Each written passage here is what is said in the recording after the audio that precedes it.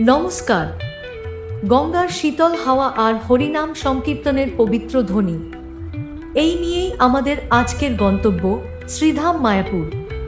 নদিয়া জেলার এক শান্ত জনপদ, যা আজ সারা বিশ্বের মানুষের কাছে এক পরম আধ্যাত্মিক ধাম। আপনি কি জানেন কেন এই স্থানটি এত বিশেষ? চলুন আজ জেনে নিই মায়াপুরের সেই পবিত্র ইতিহাস।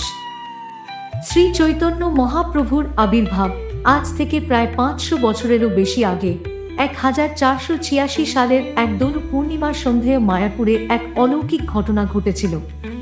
চন্দ্রগ্রহণের সেই পবিত্র লগ্নে জগন্নাথ মিশ্র এবং শচীদেবীর ঘরে জন্ম নেন নিমাই, যাকে আমরা শ্রী চৈতন্য মহাপ্রভু হিসেবে চিনি।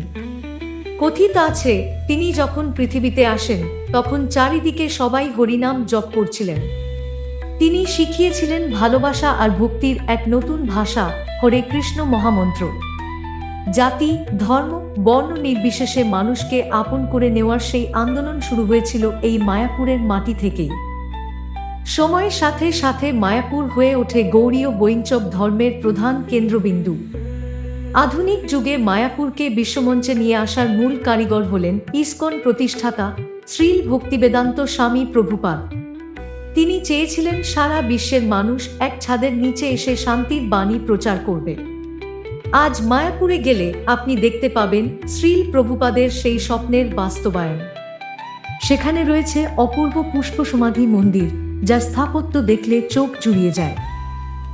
শান্তি, ভক্তি আর ত্যাগের এই ভূমি মায়াপুরে পৌঁছানো খুবই সহজ।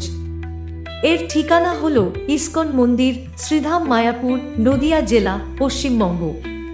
কলকাতা থেকে ট্রেনে করে কৃষ্ণনগর বা নবদ্বীপ ধাম স্টেশনে নেমে নৌকা পার হয়ে আপনি সহজেই এখানে পৌঁছাতে পারেন। ভক্তি আর শান্তির এক অনন্য অভিজ্ঞতা নিতে একবার অন্তত ঘুরে আসুন মায়াপুর। আজকের এই আধ্যাত্মিক সফরটি কেমন লাগলো আমাদের জানাবেন। ভালো থাকুন, সুস্থ থাকুন। হরে কৃষ্ণ।